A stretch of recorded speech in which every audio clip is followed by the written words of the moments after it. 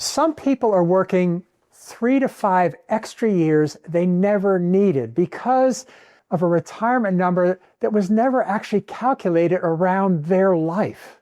What if the number you've been chasing your whole career is actually twice as large as it needs to be? When you look at what retirement actually costs, where your income is really going to come from, and how spending changes as you age, a lot of people are a lot closer to the finish line than they realize. And some are already there and they don't even know it. Let me show you the math. Hi, I'm Mark Wisniewski, president of Southern Incomes. I specialize in retirement income planning, and one of the most common things I see in my practice is people who've done everything right. They've saved consistently, lived responsibly, and built real wealth. And they're still terrified to retire because they're fixated on a number that may have very little to do with their actual situation. In this video, I want to walk you through the real math behind retirement income. Not the scary headline number, but the actual mechanics of how retirement works for most people in the $500,000 to $3 million range. Because when you understand how the pieces fit together, the picture almost always looks better than you feared. If you find this helpful, please like and subscribe. And if you want to work through your own numbers, book a call with me using the link in the description. Part 1, where the big number comes from and why it may be wrong. Let's start at the beginning. Where does the idea come from that you need $2 million, $3 million, or even more to retire? Most of it traces back to a simple rule of thumb called the 4% rule. The idea is that you can withdraw 4% of your portfolio each year in retirement and have a high probability of not running out of money over a 30-year period. So if you need $80,000 a year to live on, you divide that by 4% and you get $2 million. Simple math, clean concept. The problem is that rule was designed to answer a very specific question. How much can a retiree safely withdraw from a portfolio with no other income sources over the worst possible market conditions in history?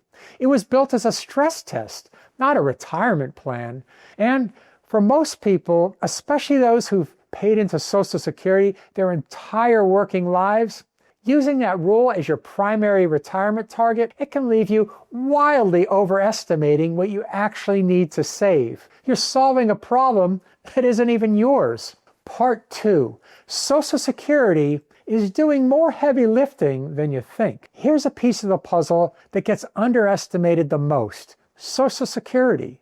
Think of Social Security as an income engine that you already own, not something separate from your plan. It's built in, it's inflation adjusted. It's already working whether you're accounting for it or not. Depending on your earnings history, a married couple can collect anywhere between $3,000 to $5,000 a month combined. Now, think about what that means in the context of retirement income. If you and your spouse are collecting $4,500 a month from Social Security, that's $54,000 a year. Income you cannot outlive, that requires $0 from your investment portfolio to generate.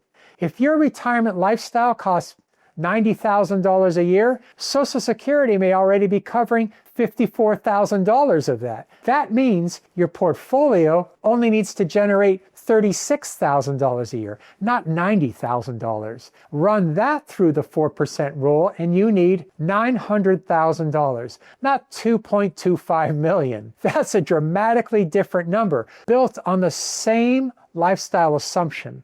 Social Security optimization matters enormously here. When you claim, how you coordinate benefits with a spouse, whether you delay to maximize your monthly amount. Those decisions, they can add up to tens of thousands of dollars over a retirement lifetime. Part 3, your expenses in retirement are probably not what you think. Here's another assumption that inflates the number that people think they need. The idea that your retirement expenses mirror your working life expenses. For most people, they won't. And not just because you stop buying work clothes or commuting back and forth to work, though those are real, the bigger factors are structural. By the time most people retire, the mortgage, it's paid for. The kids are grown and financially independent, and you're no longer saving 10 or 15% of your income every single month because you've already saved it. And your tax bill in retirement is often meaningfully lower than it was during your peak earning years, especially if you've done any kind of thoughtful planning around Roth accounts, Social Security timing, and capital gains management. Research consistently suggests that most retirees spend somewhere between 70 to 80% of their pre-retirement income in the early years. And that number tends to drift even lower over time, not higher. There's actually a concept called the retirement spending smile. Spending is moderate in early retirement when people are active and traveling. It dips in the middle years as activity naturally slows, and it may increase later on due to healthcare costs. But for most people, the net effect is that they're going to spend less than they planned, not more. So if you've been calculating your retirement number based on replacing 100% of your current income, you may be solving the wrong problem entirely. Part 4, the tax picture changes significantly in retirement. This one surprises a lot of people, and it's worth slowing down on. During your working years, your income is largely ordinary income, W-2 wages, right? Taxed at the highest rates possible. In retirement, your income picture often looks very different. You have Social Security income, only a portion of which is taxable. You may have Roth distributions, which are completely tax-free. You may have longer-term capital gains taxed at preferential rates, currently 0% for many retirees in the lower and middle brackets. And you have far more control over when and how much you pool from your various accounts. That means many retirees end up paying significantly less in taxes as a percentage of their income than they did while they were working, which means $1 in retirement income goes further than $1 of working income, which means the gross income number that you need in retirement is lower than it looks on the surface. This is exactly why a coordinated withdrawal strategy, one that sequences income from the right accounts in the right order, can really be worth as much or even more than the investment returns on your portfolio. It's not just about growing the pile, it's about keeping more of what you have already built. Part 5. So what is the right number? I want to be careful here because I'm not suggesting everyone can retire on less than they think or that saving more is ever a bad idea. There are real scenarios where a larger portfolio is genuinely necessary.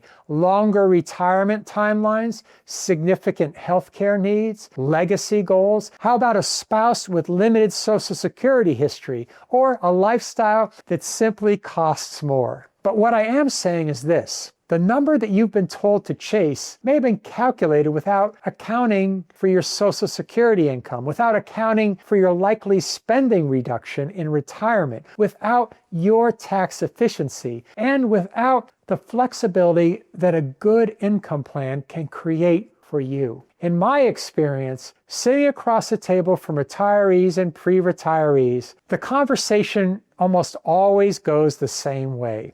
Someone comes to us convinced they are behind. We build out a real income projection, Social Security, portfolio distributions, tax modeling, spending analysis, and more often than not, they leave that first meeting realizing they're in a fundamentally better position than the headlines led them to believe. Now, that doesn't mean there's no work to do. There's almost always optimization to be done. Roth conversion timing, Social Security claiming strategies, sequence of return risk management, healthcare cost planning. But the foundation, it's usually stronger than most people fear. one of the most common risks I see in retirement planning is not always having too little saved. It's making decisions based on the wrong number, staying in that job that you do not need, delaying retirement that you have already earned, and holding so much cash out of anxiety that your money cannot do what it needs to do. Here's the honest truth. Everything I've shared today, the 4% rule, the Social Security math, the spending patterns, that's all real, but I can't tell you your number from a video. Neither can a calculator, a headline, or let alone a rule of thumb designed for someone else's life. Most people I meet have a rough guess. What they don't have is a real projection built on their actual numbers. And there is a meaningful difference between those two numbers. One is going to give you anxiety, and the other is going to give you a date. If you want a real picture built around your life, book a complimentary consultation with me using the link in the description. We'll build it out together. I'm Mark Wisniewski with Southern Incomes. Thanks for watching, and I'll see you in the next one.